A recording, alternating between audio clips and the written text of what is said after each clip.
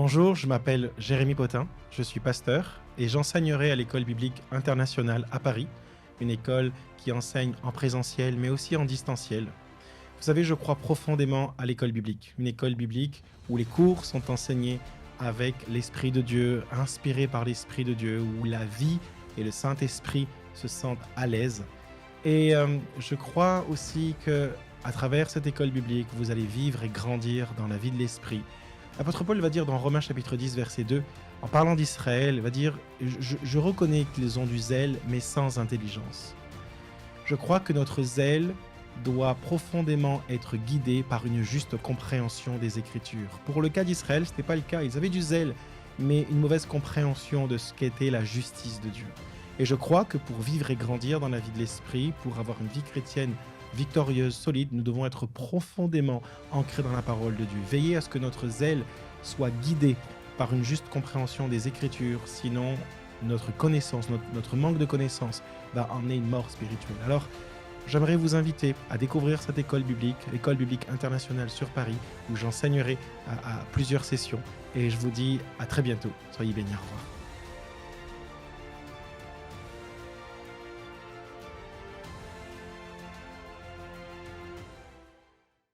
Ce matin, j'aimerais que vous tourniez dans vos Bibles et que vous tourniez dans l'évangile de...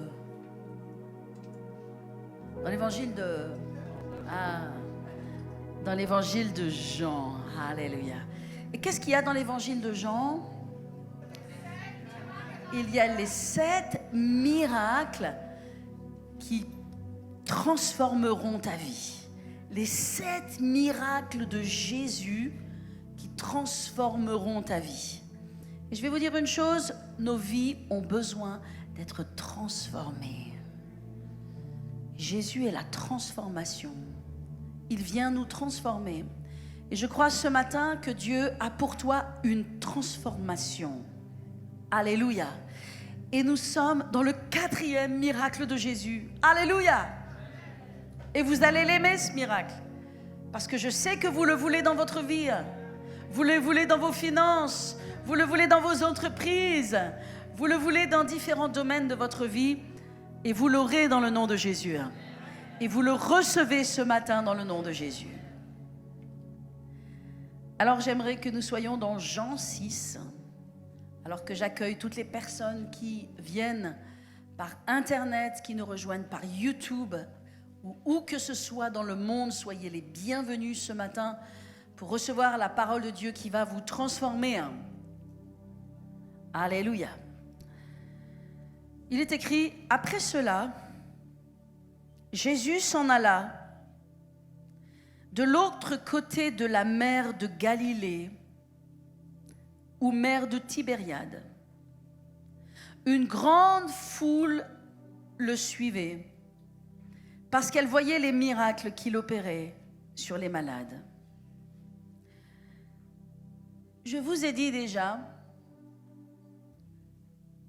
que la Bible est la parole de Dieu et que dans la Bible, chaque mot compte.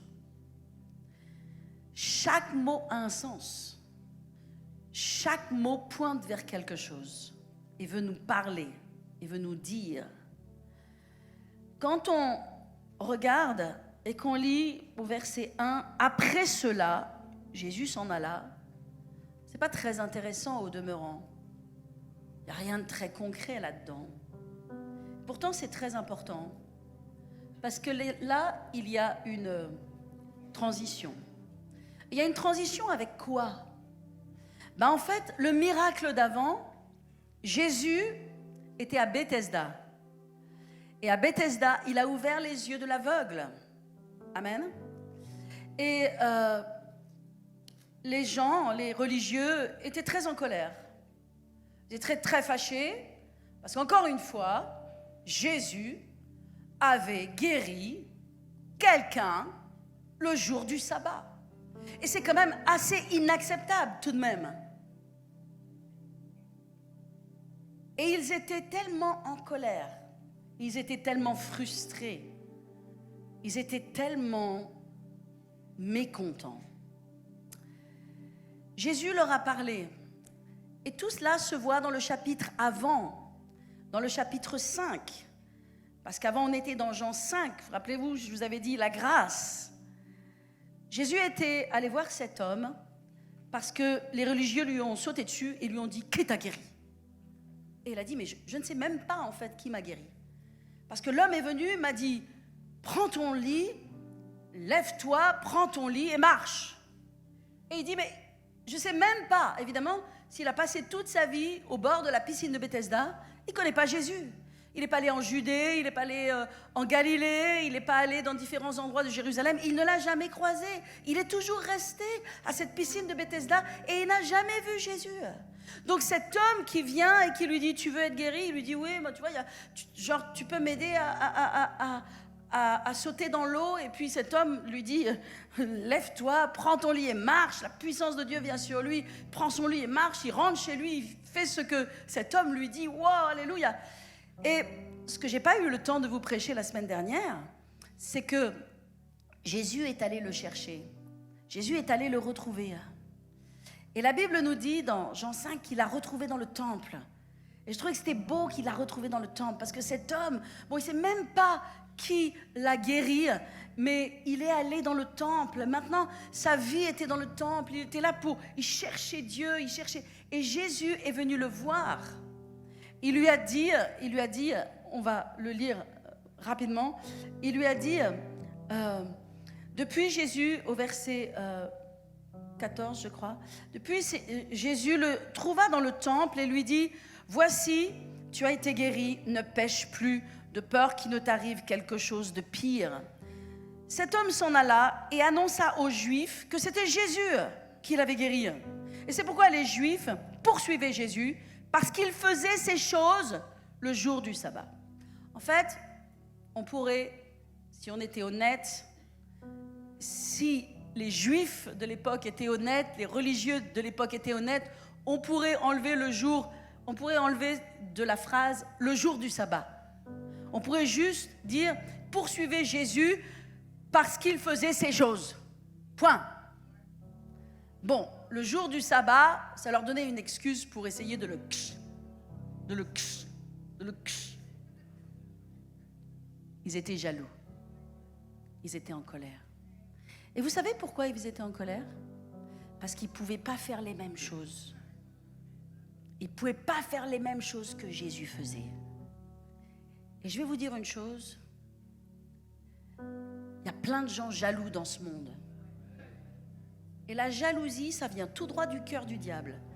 Le diable est tellement jaloux de Dieu. Parce qu'il ne peut pas faire les mêmes choses. Ne soyez pas jaloux. Et ne soyez pas avec des gens jaloux. Ne critiquez pas les gens. N'attaquez pas les gens. N'abaissez pas les gens. Et soyez pas avec des gens qui ruminent et qui murmurent et qui critiquent. Parce que toutes ces œuvres sont des œuvres de jalousie. Ce sont des œuvres de jalousie. Et l'ennemi est dans la jalousie. Et la jalousie, c'est l'échec. Et donc, les religieux de l'époque, ils étaient dans l'échec. Parce qu'ils voyaient Jésus faire ces choses et ça les mettait en colère, au point de vouloir le tuer. Parce que Jésus leur faisait de l'ombre. Parce qu'ils n'étaient pas comme Jésus. Et ils n'avaient pas ce que Jésus avait. Alors Jésus, pendant tout le chapitre 5, va essayer de leur parler. Et il va leur dire, je suis dans le Père. Et le Père est en moi. Et le Fils, il ne fait pas ce qu'il veut faire. Il ne fait que ce que le Père lui dit de faire. Il était en train de leur dire, les gars, les amis, je ne suis pas juste moi-même quelqu'un par moi tout seul. Je suis soumis à mon Père. Tout ce que je fais, c'est par soumission à mon Père. Et comme je suis soumis à mon Père, soyez donc soumis aussi à votre Père, pour que Dieu puisse aussi vous utiliser. Et donc il va leur dire énormément de paroles. Il va leur dire, en vérité, je vous le dis, le Fils ne peut rien faire de lui-même. Il ne fait que ce qu'il voit faire au Père. Et tout ce que le Père fait, le Fils aussi le fait pareillement. Car le Père aime le Fils et lui montre tout ce qu'il fait et lui montrera encore plus grandes, des œuvres plus grandes que celles-ci, afin que vous soyez dans l'étonnement. Alléluia. Et il dit, celui qui écoute ma parole et celui qui croit en celui qui m'a envoyé a la vie éternelle et ne vient pas en jugement, mais il est passé de la vie à la mort. En vérité, je vous le dis, l'heure vient et elle est déjà venue, où les morts entendront la voix du Fils de Dieu. Il leur parle, il leur dit ces choses. Il leur dit ces choses, mais ils ne veulent pas les recevoir parce qu'ils sont jaloux. Alors il y a tout un message qu'on peut prêcher sur la jalousie. Mais mon but n'est pas de prêcher sur la jalousie, quand bien même je veux avertir sur la jalousie. Amen. À chaque fois que les gens attaquent, à chaque fois que les gens critiquent, c'est toujours des œuvres de jalousie. Et Jésus était en présence de gens jaloux. Et les gens jaloux ne peuvent jamais progresser. Les gens jaloux ne peuvent jamais recevoir de Dieu. Alors, on arrive maintenant au chapitre 6. Et il est écrit après cela. Vous voyez, maintenant c'est une transition. Maintenant, Jésus a quitté les religieux. Il a quitté les religieux pour aller maintenant dans un autre endroit. Il est allé retrouver des gens qu'il aime. Il est allé retrouver des gens qui le cherchent. Il est allé retrouver des gens qui ont faim. Il est allé retrouver des gens qui ne sont pas jaloux, mais des gens qui réalisent qu'ils ont besoin de tout. Des gens qui réalisent qu'ils ont besoin de Dieu. Des gens qui réalisent qu'ils ne peuvent pas y arriver tout seuls. Des gens qui disent, je n'ai pas la force en moi-même. Je ne suis rien en moi-même. Je n'ai rien en moi-même. Si ce n'est Dieu qui vient dans ma vie, si ce n'est Jésus. Et donc, après cela, Jésus s'en alla de l'autre côté de la mer de Galilée ou mer de Tibériade. Et une grande foule le suivait parce qu'elle voyait les miracles qu'il opérait sur les malades. Jésus monta sur la montagne et là, il s'assit avec ses disciples. Verset 5. Ayant levé les yeux et voyant qu'une grande foule venait à lui, Jésus dit à Philippe, « Où achèterons-nous des pains pour que ces gens aient à manger ?»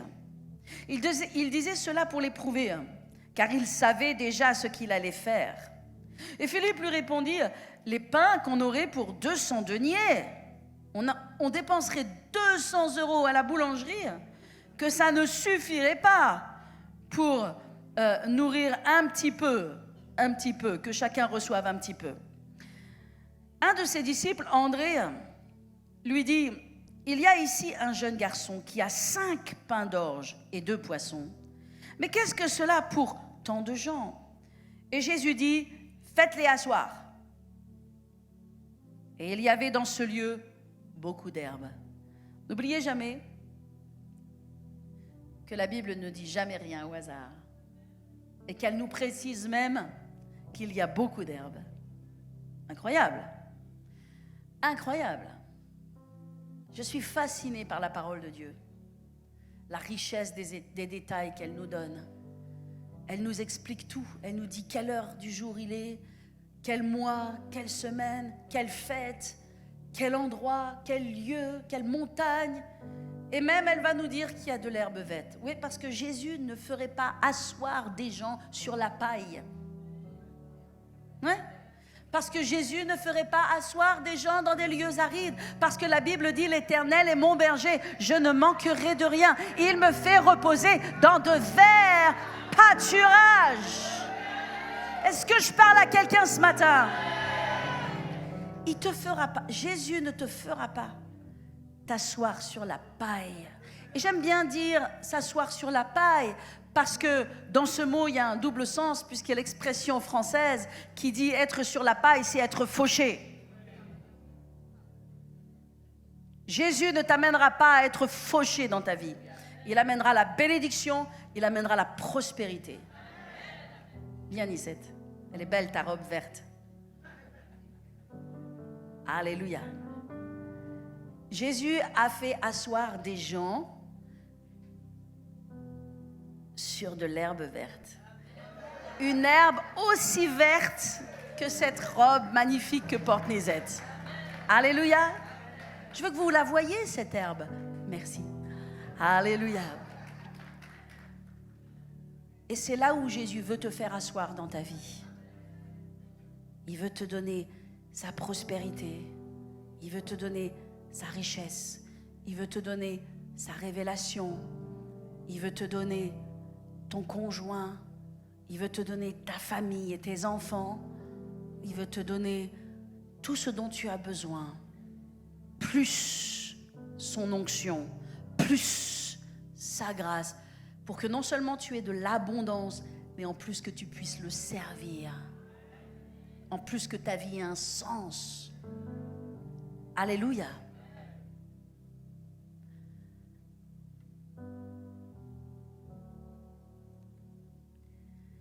Alléluia.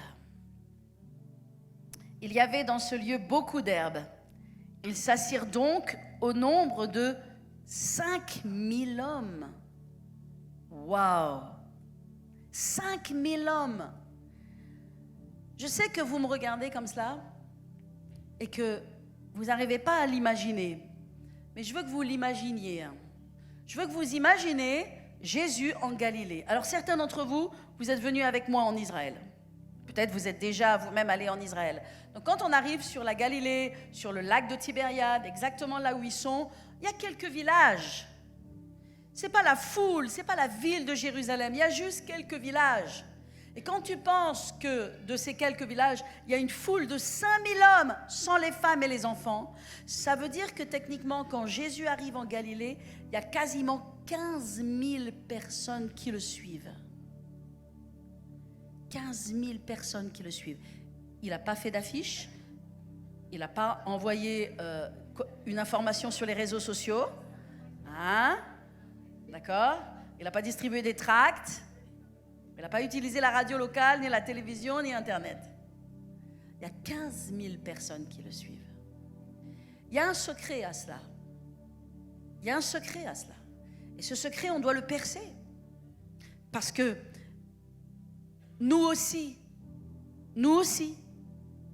en tant qu'enfants de Dieu, disciples de Jésus-Christ, appelés à servir Dieu, appelés à changer le monde, appelés à impacter le monde, nous aussi, nous voulons voir 15 000 personnes qui nous suivent, pas pour nous dire que nous sommes beaux et grands et talentueux et combien nous sommes extraordinaires, parce que nous n'avons rien en nous-mêmes, rien que Dieu ne nous ait pas donné. Qu'as-tu que Dieu ne t'ait donné?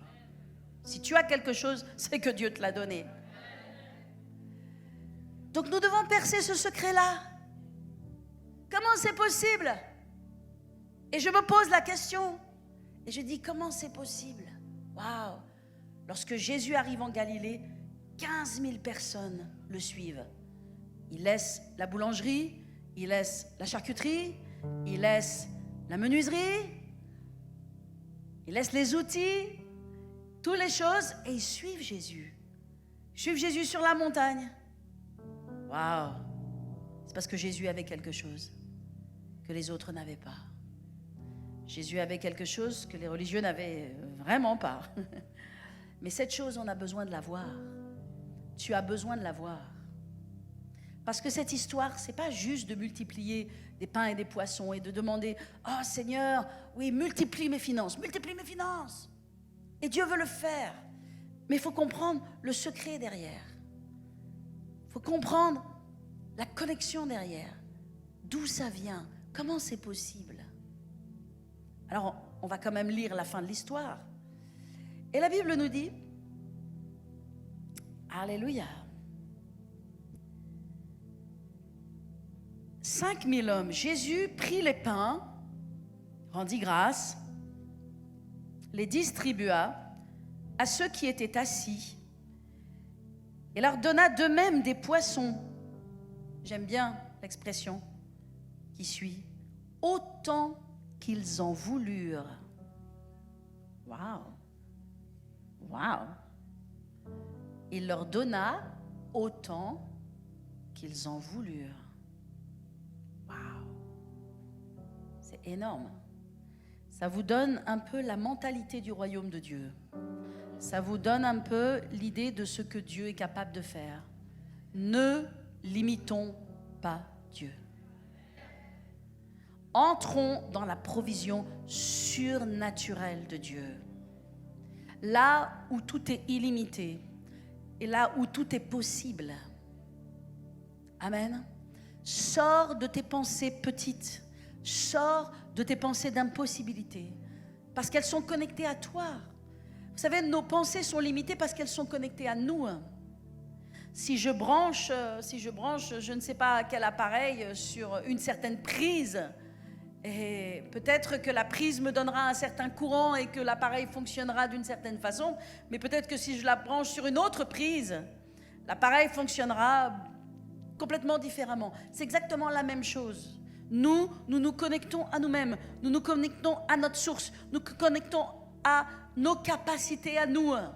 Il faut prendre cette connexion et la plugger, et la connecter, la brancher avec le ciel. Parce que dans le ciel, il n'y a pas de limite. Il n'y a pas de limite. Mais il y a un secret derrière cela. Je vais vous le dire, le secret. Vous attendez le secret? Il y a combien d'entre vous, vous attendez le secret? Combien d'entre vous, ils veulent le secret? Vous savez quoi? Moi aussi, je veux le secret. Alléluia. Amen. Donc, ils leur donnèrent autant qu'ils en voulurent. Et lorsqu'ils furent rassasiés, tout le monde dit le mot rassasiés. Lorsqu'ils furent quoi?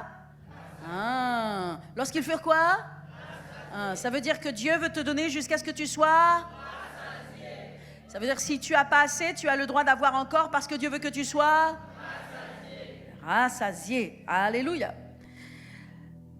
Lorsqu'ils furent rassasiés, il dit à ses disciples, ramassez les morceaux qui restent afin que rien ne se perde.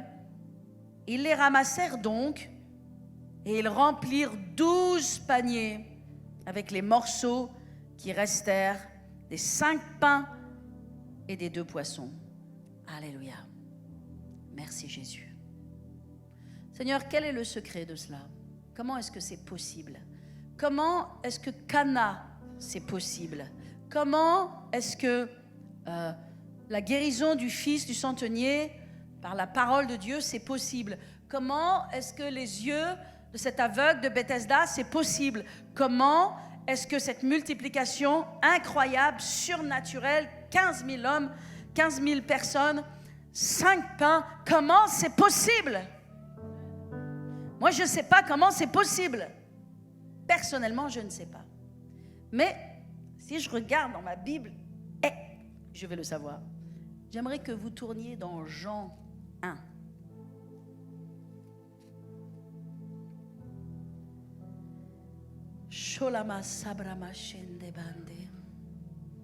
La Bible dit au verset 1, au commencement était la parole. Et la parole était avec Dieu et la parole était Dieu. Elle était au commencement avec Dieu et toutes choses ont été faites par elle et rien de ce qui a été fait n'a été fait sans elle. En elle était la vie et la vie était la lumière des hommes et la lumière luit dans les ténèbres, mais les ténèbres ne l'ont pas reçue.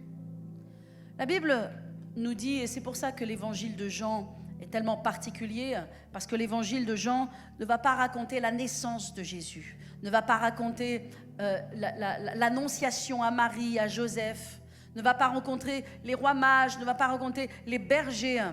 Mais par contre, l'évangile de Jean va placer Jésus de là où il vient. Jésus vient du ciel. Jésus a créé le ciel et la terre et tout ce qu'elle renferme. Il est la parole. Et nous savons que dans Genèse 1, au commencement était la parole. Non, ça c'est Jean. Dans Genèse 1, au commencement, Dieu créa les cieux et la terre. N'est-ce pas? Donc Dieu était là, la parole était là au commencement.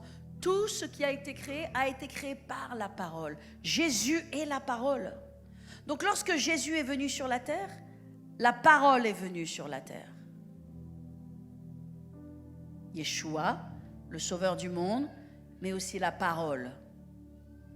À 13 ans, ses parents l'ont perdu. Ses parents l'ont égaré. C'était sa bar mitzvah. Au bout de 2 jours de voyage, ils ont cherché, ils ont dit, mais il est où? Il est où notre fils? Paniqués, ils ne le retrouvaient pas. Ils ont fait tout le chemin à rebrousse. Et voici qu'ils entrent dans le temple, il est assis, et tous les anciens, les sages, ceux qui connaissent la Torah, qui ont étudié, sont en train de lui poser des questions. Et à 13 ans, il est en train de répondre à ces gens. Pourquoi? Parce que Jésus est la parole. À 13 ans, il avait toute la connaissance de la parole.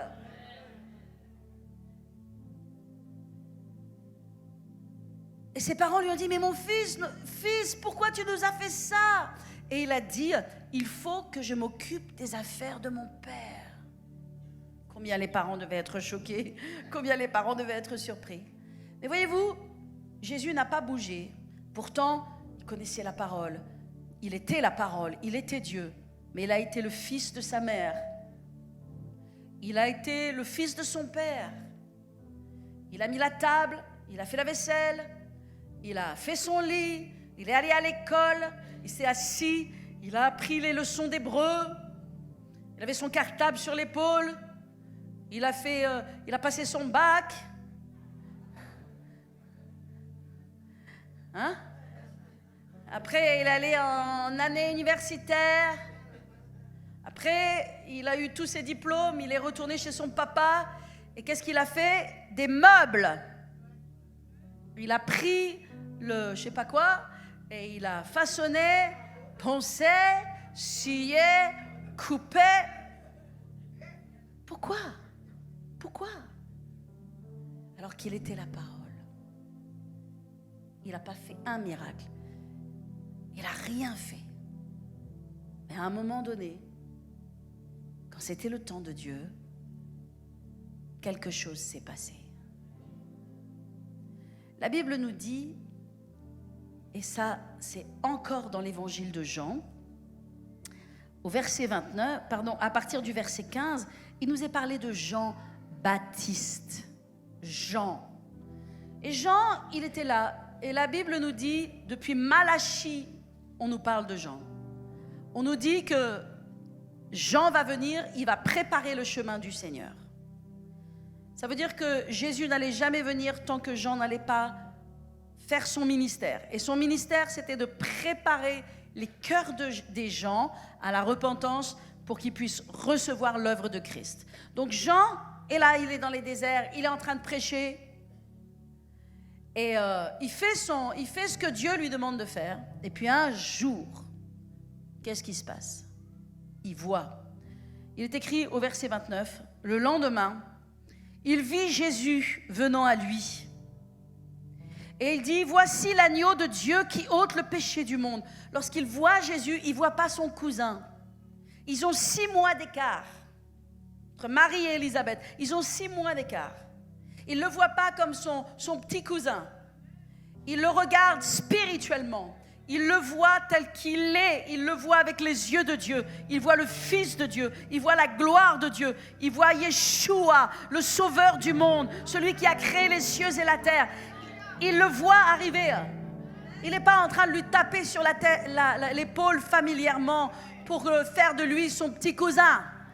Non, il le voit arriver. Et il dit, voici l'agneau de Dieu qui ôte le péché du monde. C'est celui dont j'ai écrit, après moi vient un homme qui m'a précédé. Ça veut dire que celui qui est arrivé après moi, il est né 6 mois après moi, néanmoins il était avant moi. Après moi est venu celui qui m'a précédé, car il était avant moi et je ne le connaissais pas.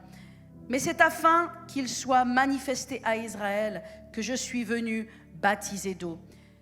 Jean rendit ce témoignage. J'ai vu l'Esprit descendre du ciel comme une colombe et s'arrêter sur lui.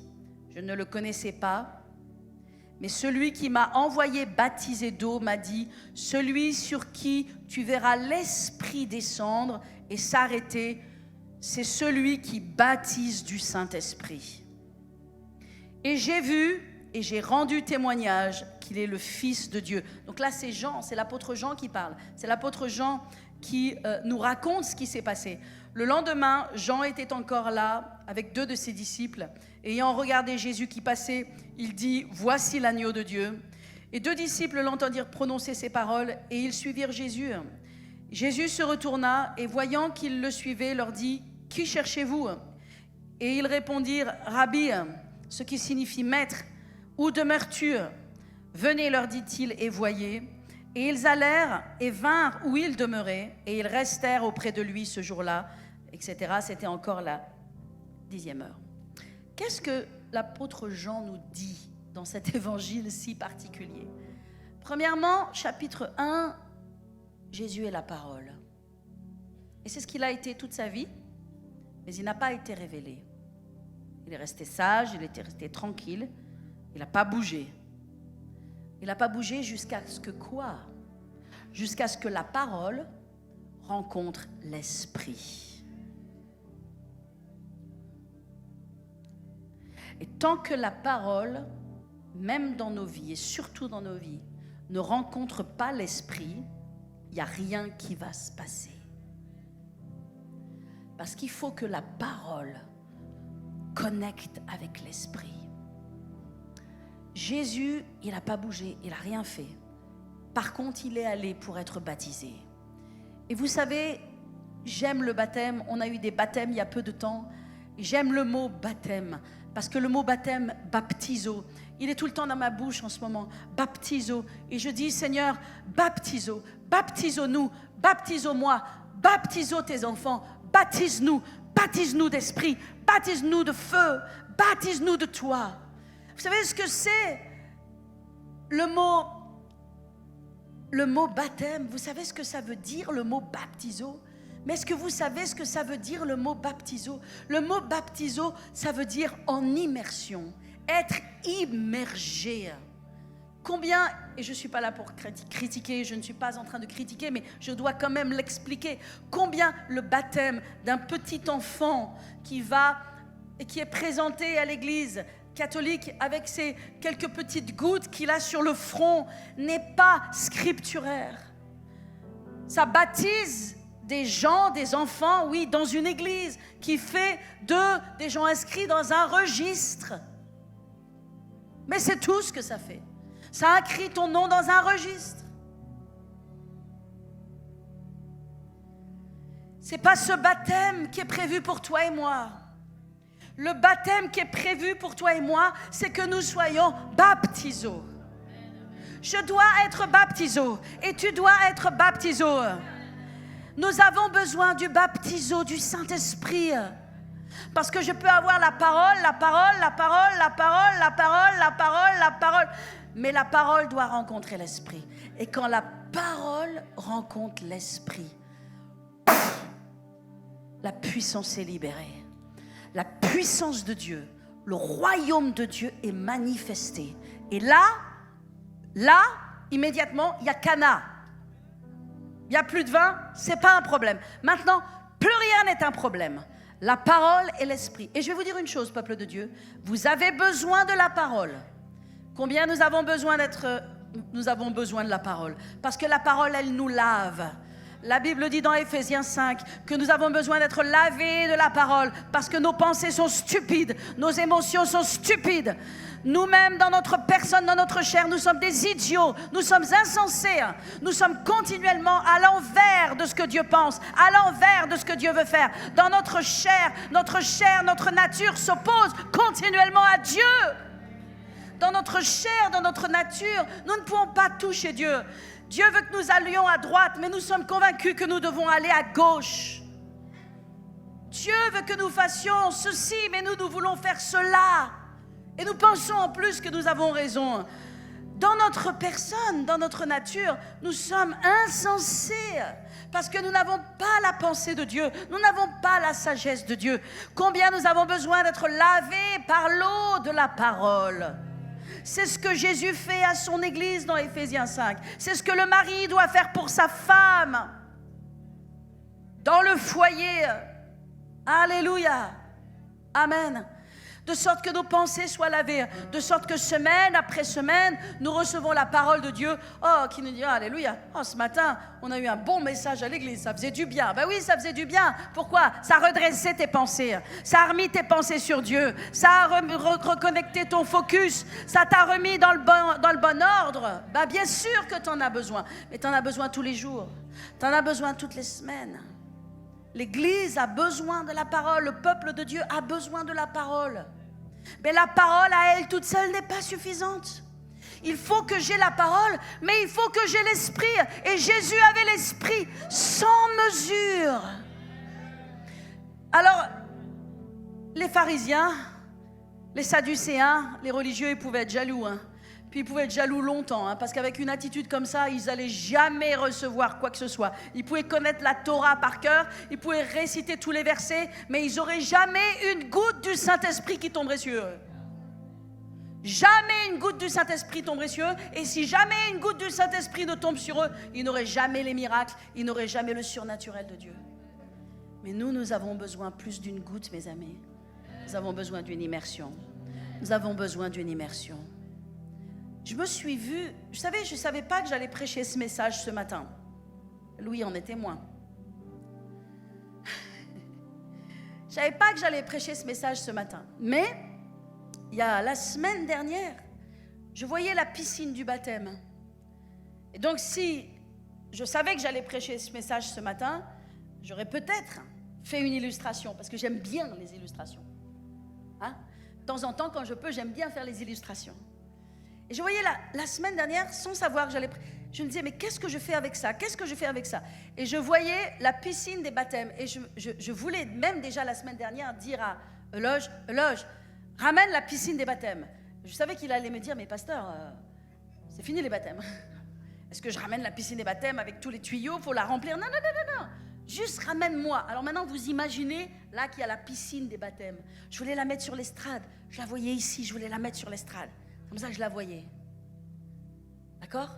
Bon, alors, je vais y aller. Il y a la piscine qui est là. Je me voyais,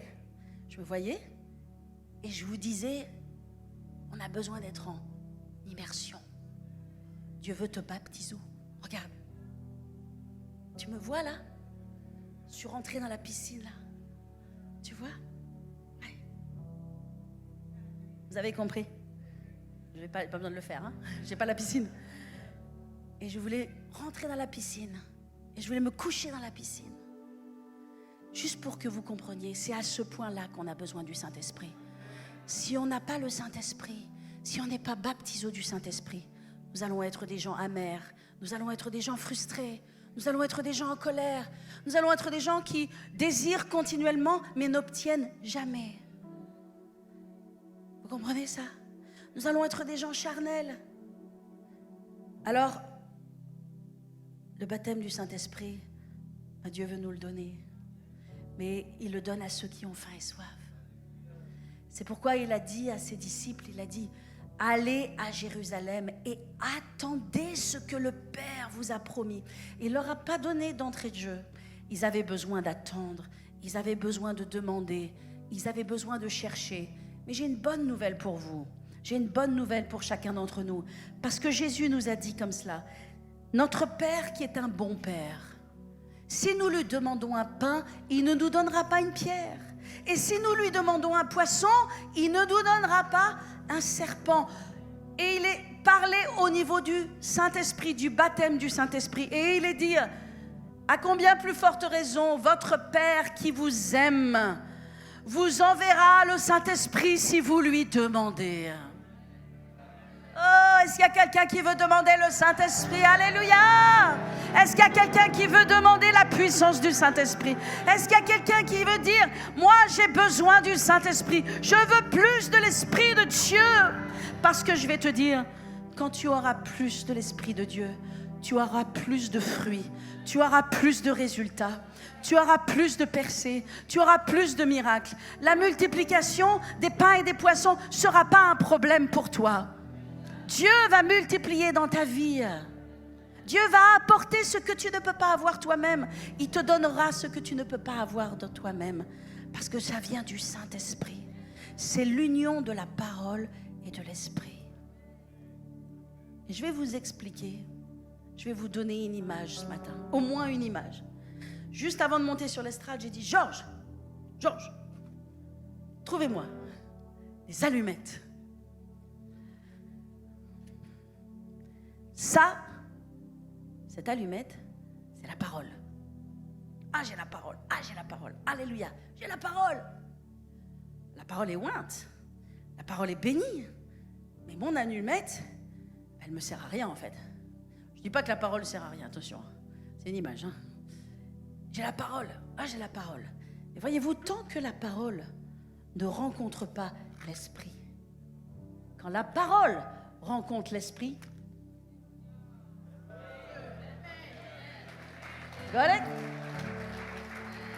c'est ça ce qui se passe.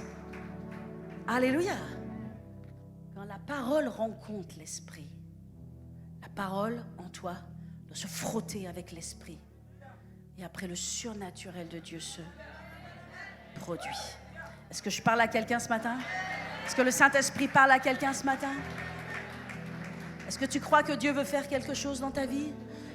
Est-ce que tu crois que Dieu veut te baptiser? Dieu veut nous baptiser. Je prie que cette église soit remplie de disciples. Ésaïe 54 donne une merveilleuse promesse. Il dit que tous tes fils seront disciples de l'Éternel. Et moi, je dis que cette église est remplie de disciples. Que des disciples de l'Éternel. Jean était un disciple, Matthieu était un disciple, Paul était un disciple. Et nous sommes appelés à être des disciples. Amen. Amen. Qu'est-ce qu'ont fait les disciples? Qu'est-ce que Jésus, et je vais terminer maintenant, qu'est-ce que Jésus a fait? Qu'est-ce que Jésus a demandé aux disciples de faire? La Bible nous dit qu'il est allé voir Philippe. Et la Bible nous dit qu'il est allé l'éprouver.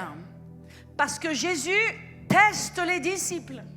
Il éprouve les disciples pour savoir s'ils ont compris les leçons, pour savoir s'ils vont agir dans la puissance de Dieu ou s'ils vont agir dans le naturel. Jésus, il forme. C'était la formation. Et nous avons besoin d'être formés. Donc il va voir Philippe et il lui dit, tu vois cette foule, il y a 15 000 personnes qui sont là, et il lui dit, comment on va les nourrir, Philippe? Philippe, il dit, c'est quoi cette question-là? Comment est-ce qu'on peut nourrir une foule? Quand même on rassemblerait tout ce qu'on a dans nos poches, on aurait 200 €, même 2000 €. Même avec 2000 € on n'arriverait pas à nourrir tout le monde. Même tout le monde n'en aurait pas un petit peu. Il échoue au texte. Mais André vient et il voit un petit garçon qui a 5 pains et 2 poissons. Et Dieu merci pour ceux qui voient par l'Esprit. Il faut voir par le Saint-Esprit. Il faut discerner par le Saint-Esprit. Des fois, vous savez, Dieu, et souvent, la plupart du temps, Dieu agit avec des petites choses. Pas des grandes choses, des petites choses. C'est des petites choses, c'est des petits signes, c'est des petites choses. Mais André, il a vu quelque chose à propos de ce petit garçon. Et il a pris, c'est ridicule d'amener un petit garçon avec 5 pains de croissants, j'allais dire, avec 5 pains de poissons. C'est ridicule. Mais il l'amène à Jésus. Et c'est tout ce qui est suffisant pour Jésus. Il prend 5 pains et 2 poissons. Il est la parole et il est l'esprit. Et maintenant, il va y avoir la multiplication. Amen. Je vais vous dire aussi ce que sont ces pains et ces poissons. Le pain, c'est la parole. Jésus a dit, je suis le pain de vie. Mais le poisson, c'est le Saint-Esprit. Parce que le poisson, c'est le zèle. Un poisson, il frétille. Il est le symbole du chrétien. Un chrétien qui n'a pas le Saint-Esprit, un chrétien qui n'a pas de zèle, ce n'est pas un chrétien en fait.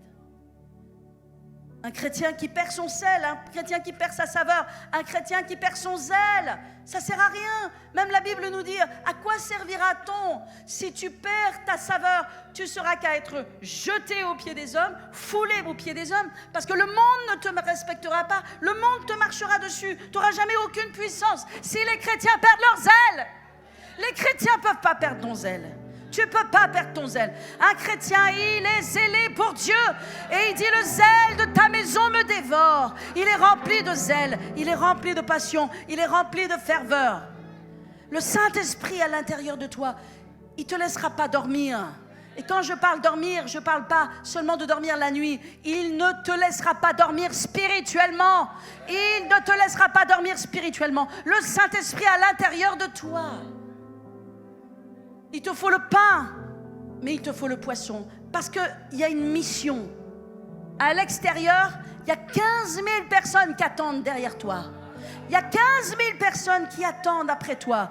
La Bible en dit que la terre entière attend après la révélation des fils de l'homme. Dieu veut se révéler au travers de toi. Et il va le faire par la parole et par l'esprit. Combien nous avons besoin du Saint-Esprit. Combien nous avons besoin de chercher le Saint-Esprit. Combien nous avons besoin de mettre un genou à terre et de soumettre nos vies. Parce qu'en nous-mêmes, nous n'avons rien. Nous n'avons pas de force. Nous n'avons pas de puissance. Nous n'avons rien à donner au monde. Mais avec le Saint-Esprit à l'intérieur de nous, avec le zèle de Dieu en nous, nous pouvons changer ce monde. La jeunesse peut être changée. Ce monde qui meurt peut être changé. Ce monde qui va en enfer peut être changé. Lorsque quelqu'un a le pain et le poisson, la parole et l'esprit. Alléluia. Est-ce qu'on peut élever nos mains vers le Seigneur ce matin? Est-ce qu'on peut lui donner la gloire? Alléluia. Thank you, Jesus. Shandalamando sonto kororo. Oh là-bas, là-bas, là-bas. Prêche au travers de moi, Saint-Esprit. Parle au travers de moi, Saint-Esprit. Oh Esprit de Dieu, agis au travers de moi, Saint-Esprit. Agis dans cette église. Agis dans cette église. Agis dans cette église, Seigneur. Alléluia. Agis, Seigneur. Viens, viens, viens avec ton feu. Alléluia. La louange revient parce que le feu de Dieu va descendre sur toi maintenant. Ah, le feu liquide de Dieu va venir sur toi. Le feu liquide de Dieu vient sur toi. Tu as besoin d'être rempli. Tu as besoin d'être restauré. Tu ne vas pas être quelqu'un qui murmure. Tu ne vas pas être quelqu'un qui critique. Tu ne vas pas être quelqu'un qui est rebelle. Tu ne vas pas être quelqu'un qui traîne les pieds. Tu ne vas pas être quelqu'un qu'il faut tirer. Tu ne vas pas être quelqu'un qui va être à moitié pour Dieu. Tu vas être rempli du Saint-Esprit. Rempli de Dieu. Rempli de la puissance de Dieu. Oh, Rabashelaba. Oh, Alléluia.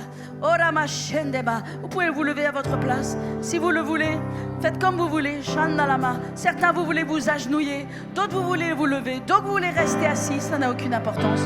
Faites ce que vous voulez faire. Shandalama. Certains, vous voulez vous agenouiller. Vous voulez même venir sur le devant de l'estrade pour vous agenouiller. Venez, venez, venez.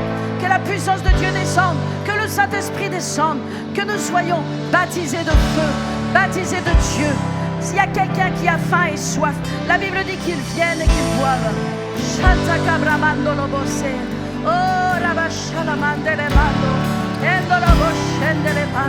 Il est la parole et il est l'esprit. C'est l'union de la parole et de l'esprit qui change les choses. Je déclare un miracle dans ta vie. Je déclare le toucher de Dieu dans ta vie. Je déclare la puissance de Dieu dans ta vie.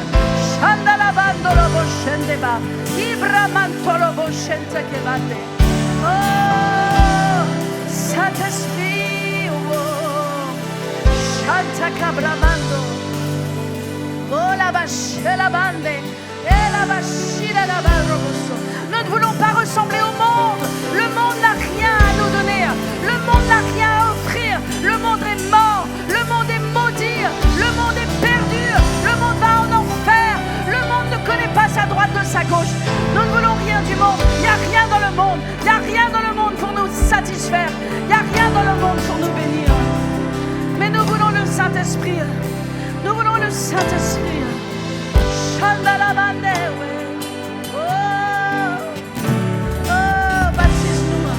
Baptisons, baptisons.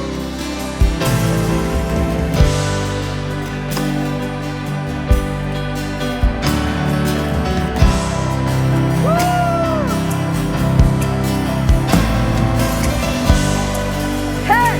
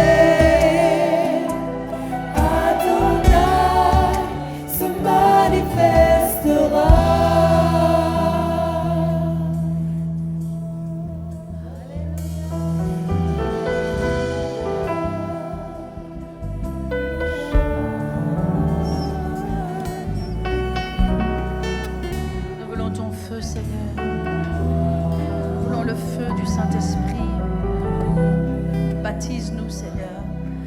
Baptise-nous de feu. Baptise-nous de toi, Saint-Esprit. Shalamandro Bossende Bremande. Shalabramasondo.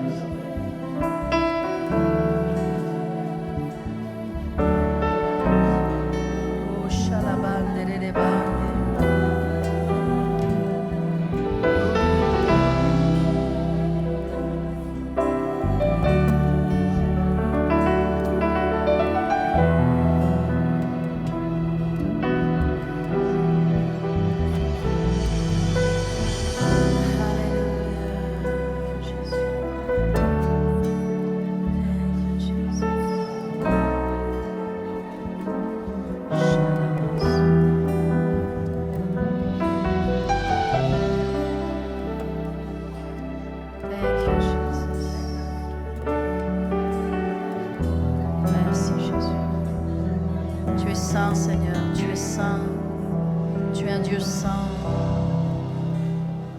Dieu saint, Seigneur, viens dans nos vases, remplis ces vases.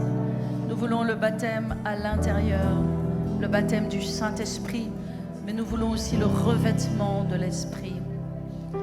Nous voulons l'Esprit de Dieu à l'intérieur et au-dessus, au-dedans et au-dessus. Alléluia. Jésus avait l'Esprit à l'intérieur, il avait l'Esprit au-dedans de lui. Et il avait l'Esprit au-dessus de lui. Et Dieu veut nous revêtir de son Esprit.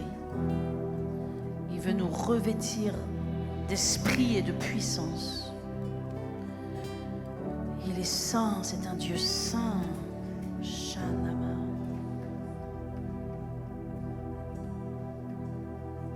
Holy, holy, holy are you, God. Holy, holy, holy. You are holy, Jesus. Merci, Jésus. Alléluia.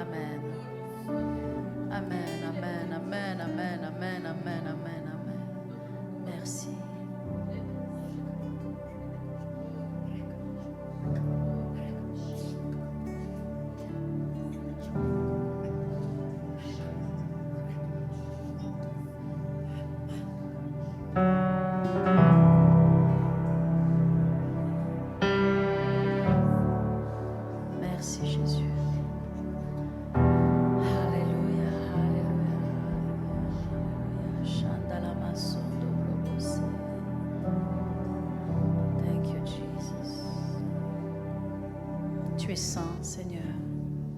Tu es saint. Tu es saint. Alléluia. Tu es saint. Thank you, Jesus. Alléluia. Tu es un Dieu saint. Alléluia. Merci, Jésus.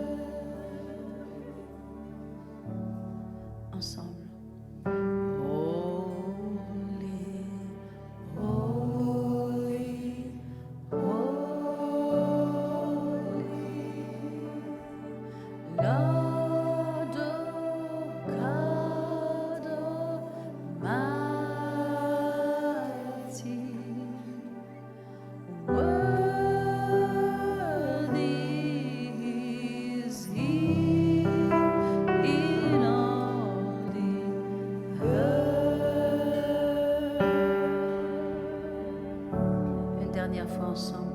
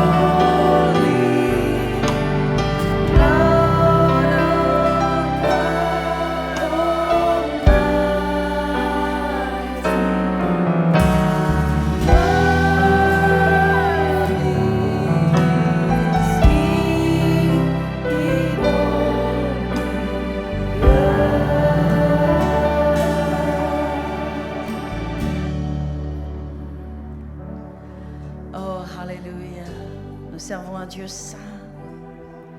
Et plus nous voyons sa sainteté, plus nous sommes transformés. Je prie que vous soyez touchés par sa sainteté, la sainteté de Dieu,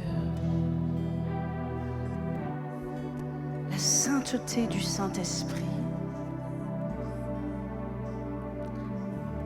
Saint-Esprit vient sur toi, il te libère, te remplit, il te recouvre, il te bénit, il te rend prospère. Il multiplie là où il y a du manque, il rajoute là où il n'y a pas assez. Il guérit ton corps maintenant, il vient sur toi. Reçois de sa main, sa grâce immense. Tout nous recevons de lui. Oh, merci Jésus. Alléluia. Alléluia. Merci Jésus. Alors que tous les yeux sont fermés ce matin, si vous êtes ici, et que vous n'avez jamais fait de Jésus votre Seigneur et votre Sauveur, et si vous deviez mourir demain, vous ne savez pas où vous allez, vous ne savez pas si le Père va vous accepter, vous ne savez pas si vos péchés ont été lavés par le sang de Jésus, si vos péchés ont été pardonnés. Mais aujourd'hui, tu peux faire la paix avec Dieu. Aujourd'hui, tu peux dire oui à Jésus. Même si tu ne comprends pas tout, tu as besoin du Sauveur dans ton cœur. Et il s'agit juste de dire oui. Alors que tous les yeux sont fermés, j'aimerais que tu répètes cette prière de tout ton cœur.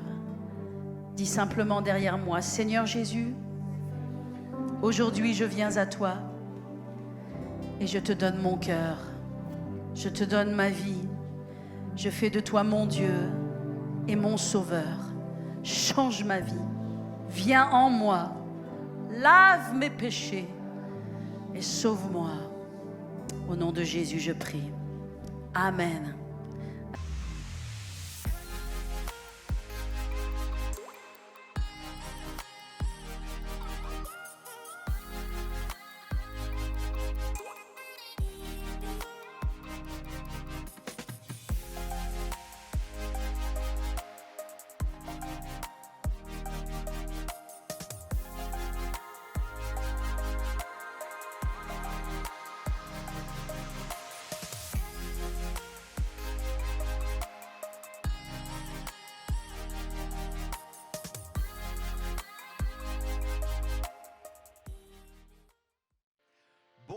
pasteur Joël Spinks, pasteur fondateur de l'Église de la Victoire au Canada.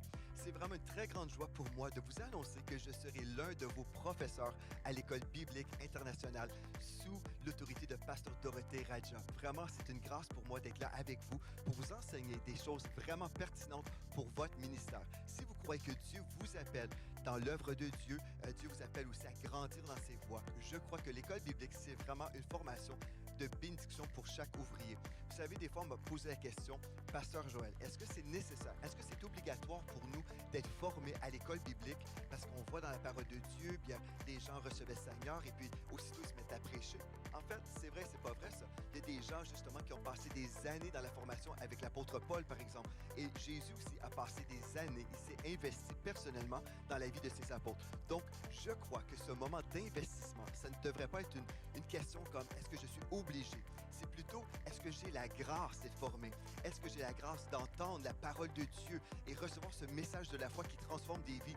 Est-ce que j'ai la grâce aussi d'éviter des détours, en fait? Parce que des fois, quand on ignore certaines choses, on peut prendre des détours et être ralenti. Donc aujourd'hui, j'aimerais vous encourager, si vous avez à cœur d'être formé pour le ministère dans la parole de Dieu, j'aimerais vous recommander fortement l'École biblique internationale.